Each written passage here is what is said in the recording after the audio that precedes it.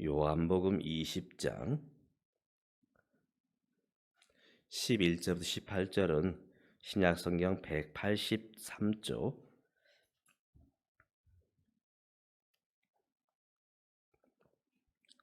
제가 홀수를 여러분 짝수절 교독하여 말씀 읽습니다.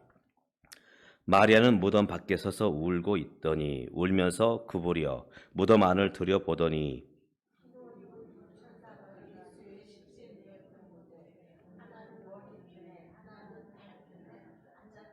천사들이 이르되 여자여 어찌하여 우느냐 이르되 사람들이 내 주님을 옮겨다가 어디 두었는지 내가 알지 못함이니이다.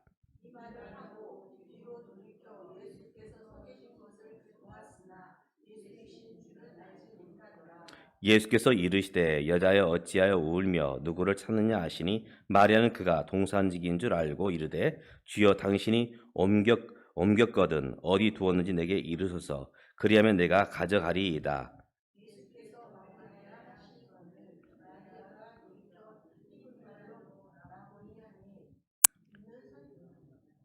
예수께서 이르시되 나를 붙들지 말라 내가 아직 아버지께로 올라가지 아니하였노라. 너는 내 형제들에게 가서 이르되 내가 내 아버지 곧 너희 아버지 내 하나님 곧 너희 하나님께로 올라간다 하라 하시니 막달라 마리아가 가서 제자들에게 내가 주를 보았다 하고 또 주께서 자기에게 이렇게 말씀하셨다 이르니라. 아멘.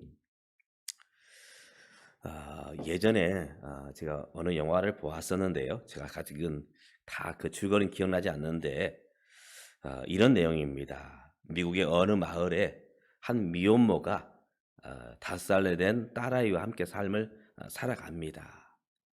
아직도 그가 젊었기 때문에 많은 청년들이 이 미혼모에 대해서 굉장히 호감을 가지고 있었지요. 그러는 중에 이 미혼모와 딸아이가 시내 이제 장을 보러 가게 됩니다.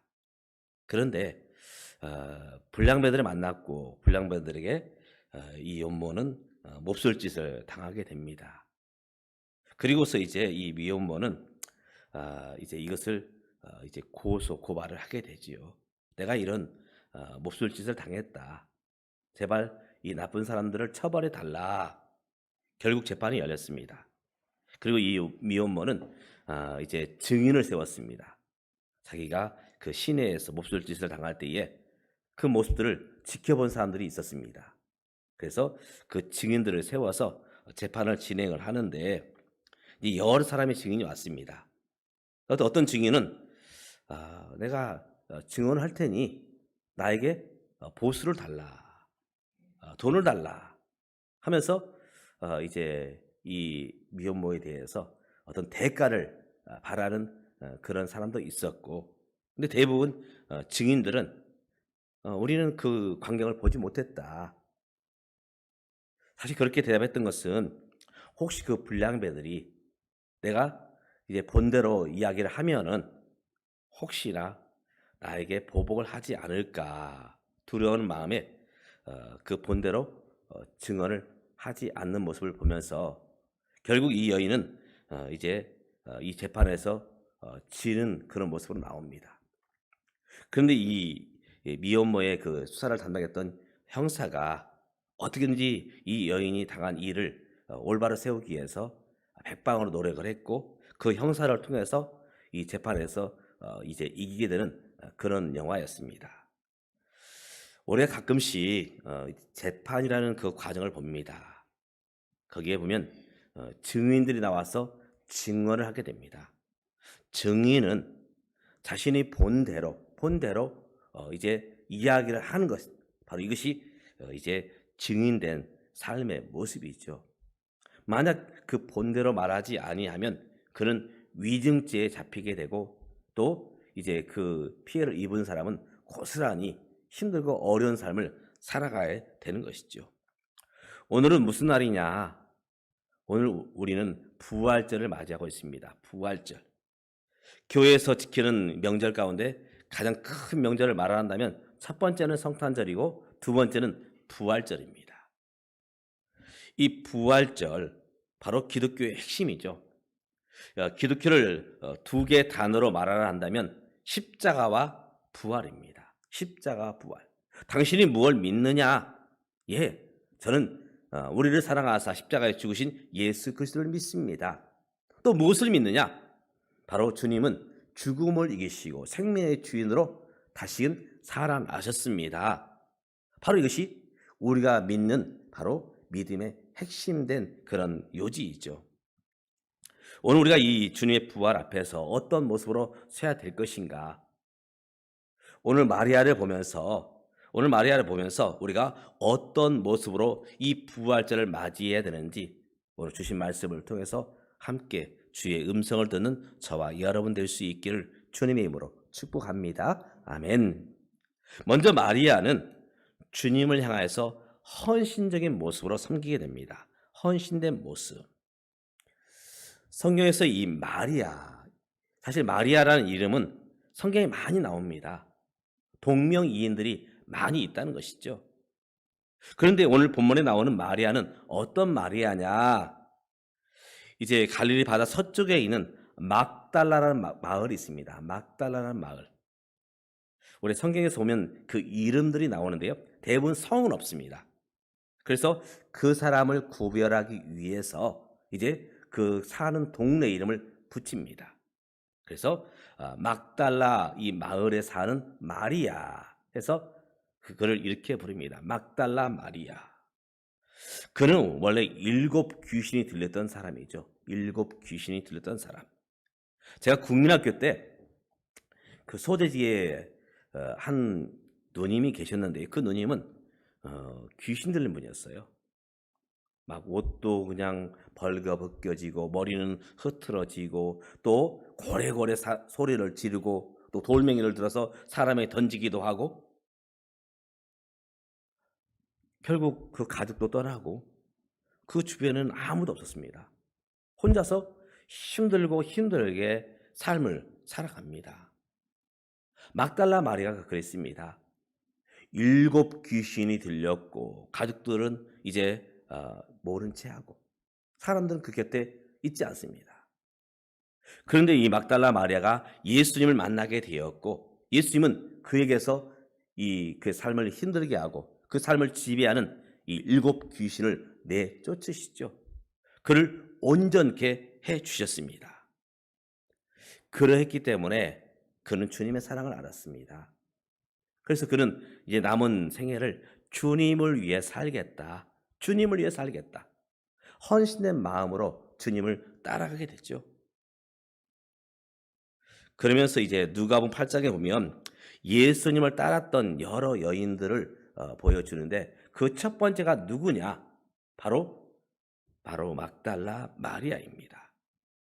주님이 십자가에 잡히실 때에 사도 요한을 제외한 11명의 제자는 다 주님을 버리고 도망을 치지요. 한 제자는 예수님을 은 30에 팔고 또 나머지 10 제자는 예수님을 이제 따르지 않고 도망을 쳐버립니다.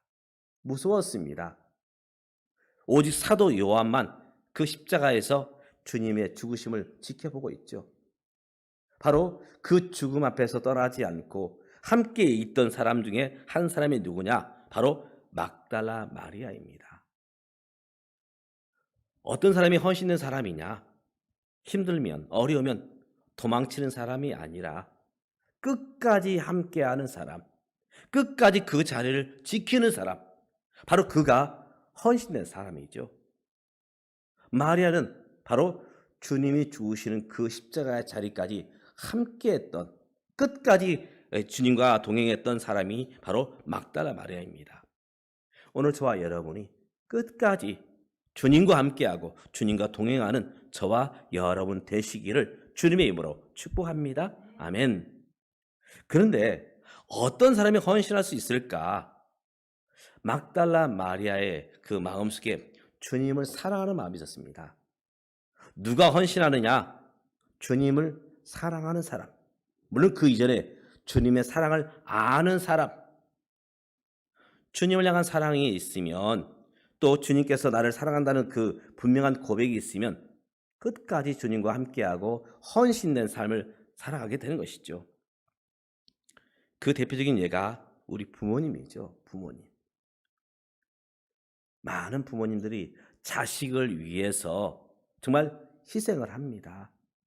왜 부모님들이 그렇게 고생하며 삶을 살아가시는가? 당신을 위해서? 물론 그것도 있겠지만 더 중요한 것은 그 가정과 특별히 하나님께서 주신 그 자녀들을 양육하고 키우기 위해서 자식을 위해서 헌신된 삶을 살아가는 분들이 바로 우리 부모님들이죠.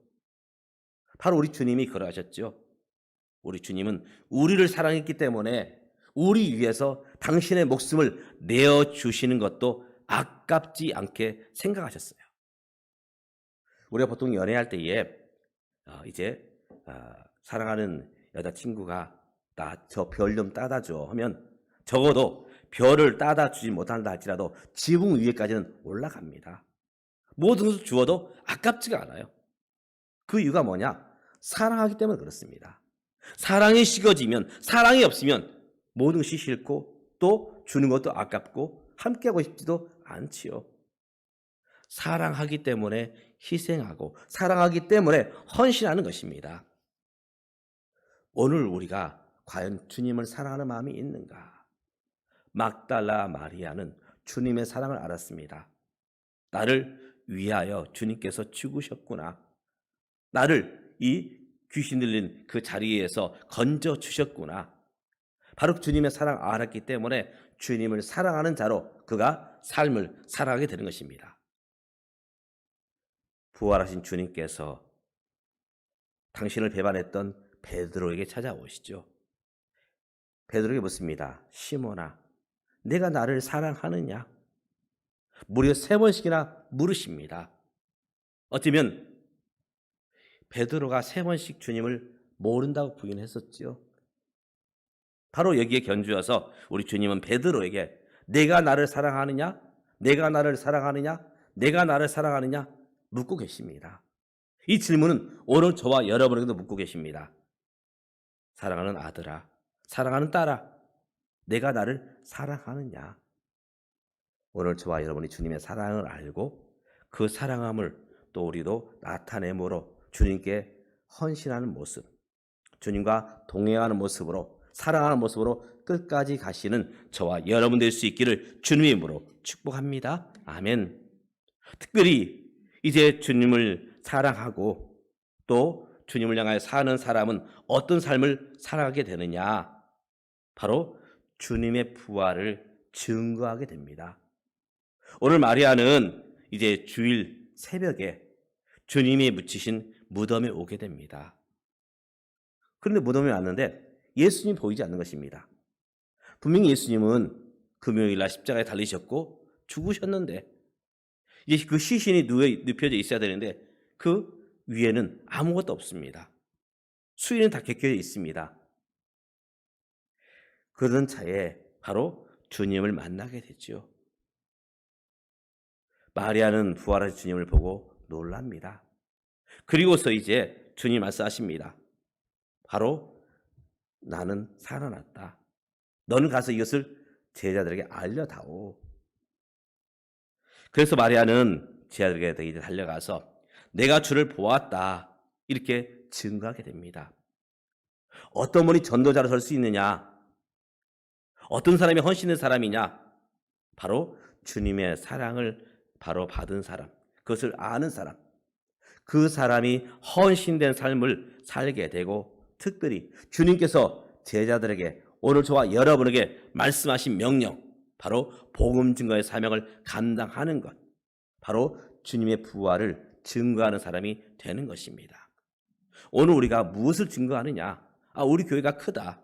사람들이 많이 모인다. 많은 프로그램이 있다. 사실 그것은 복음의 핵심이 아니지요.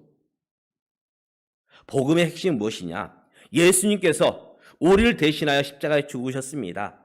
또 예수님께서 이제 생명의 주인으로 죽음을 이기시고 다시 살아나셨습니다. 누구든지 이 주님을 믿는 자에게 생명을 주셨고 하나님의 자녀가 되는 권세를 주셨습니다. 바로 이것이 전도지요. 전도는 그저 교회에 데다 앉혀 넣는 것, 이것이 아닙니다. 전도는 사람을 자랑하거나 교회의 어떤 시스템이나 교회 크기와 또 모인 수를 자랑함이 아닙니다. 오직 저들은 예수님께서 나를 위해서 십자가에 죽으셨고 예수님께서 생명의 주인으로 죽음을 이기시고 다시 살아나셨습니다. 바로 이것을 증거하는 것이죠. 오늘 마리아는 주님을 증거하는 첫 번째 증인, 첫 번째 증거자로 서게 됩니다. 오늘 저와 여러분도 이제 마리아를 본받아 주님을 사랑하며 또 주님을 향하여 헌신하며 특별히 부활하신 주님을 증거하는 자리까지 나아가는 저와 여러분 되시기를 주님의 이름으로 축복합니다. 기도하겠습니다.